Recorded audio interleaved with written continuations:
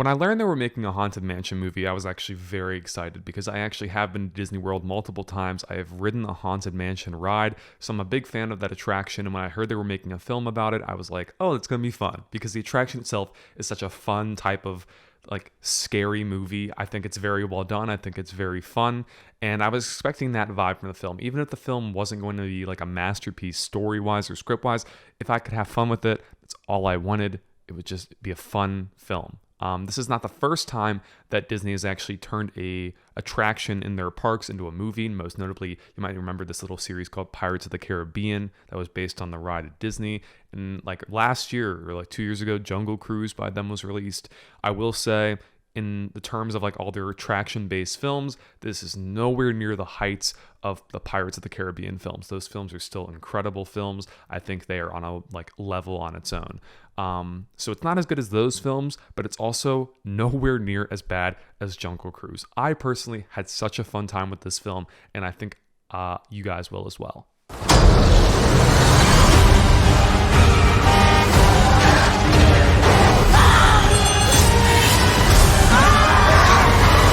For starters, let's just talk about how this is a perfect Halloween film. It's surprising they're releasing it in the summer, but I guess it makes sense in the terms of Disney's business sense because if they release it now, they can actually release it on streaming and make money when Halloween rolls around. So that kind of makes sense, honestly. Let's start off with the characters because lakeith Stanfield is incredible in this film. He gives a borderline phenomenal performance in what's otherwise a movie that doesn't really require a phenomenal performance. I'm a big fan of the man's work. I think he's brilliant in everything he's in, most notably Sorry to Bother You and Get Out. I've been a big fan of him for a while. Seeing him have fun and just embody this role is so delightful to watch. He is so good here.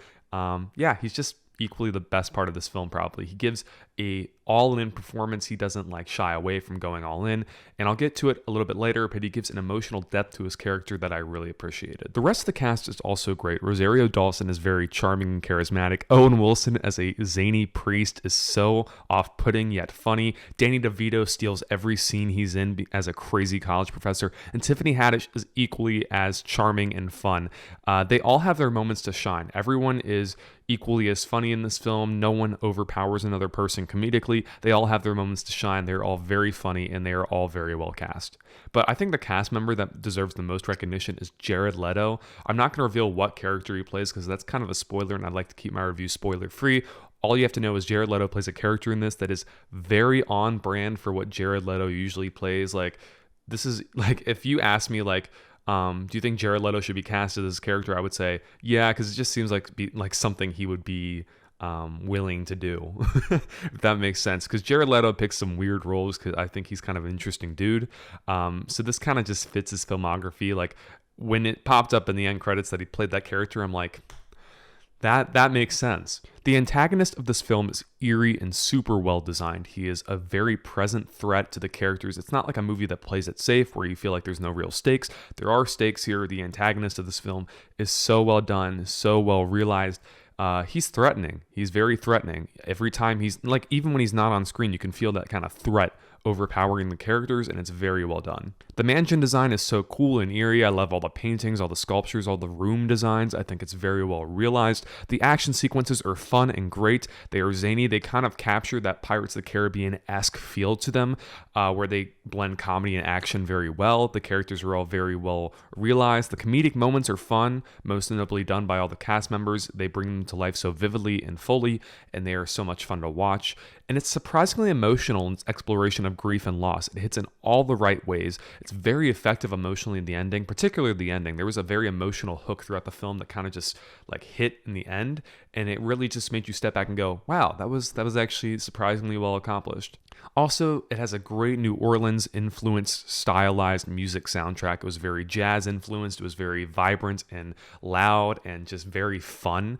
I really appreciate that. That was a very well put soundtrack in this film. I think it was very fun. There's a lot of stuff this film does great. However, that being said, the use of CGI is pretty noticeable in all the sequences that require like ghosts and stuff. And it looks kind of bad. I'm not going to say it's like terrible, but like it's noticeable. You could definitely tell where they could have done some stuff practically, but again, it's Disney. They don't like to do anything practically, really. But yeah, you could definitely notice like, oh, you could have done that practically, but they just kind of did CGI for everything. Not that that's a knock on the film because it still is pretty well realized, but there's some parts where I'm just like, yeah, that's definitely a green screen, and it kind of takes you out of the experience as a whole. Also, the script is very weak. Some lines are very not well written, not a knock on the film because it's still funny, but there were some jokes that didn't land, and I felt as a whole it was not like a well written film. I do also think the film is overlong by about 10 minutes, but those 10 minutes are give or take. It was right in the middle of the film where the action kind of lulled. Beginning and end are very action packed, very engaging. So I'm not going to complain about the length. It was just maybe 10 minutes could have been shaved off. Still, this is a very fun movie. It's like a theme park ride come to life, which it kind of is. It just gives that same vibe. This is a perfect fall movie. I can't wait to see it again on Disney Plus in October when Halloween rolls around. I think it's like the essential Halloween film now. This is the one I'm going to watch on Halloween, like starting this year. I think it's very atmospheric and fun and a great time at the movies. I am going to give Haunted Mansion a 79 out of 100. Thank you guys so much for watching this review. If you are new to my channel, please do not forget to click that subscribe button down below, like the video, and turn on push notifications so you can get notified whenever I upload a new video to this channel. With that being said, this is Mitchell signing off. Peace out.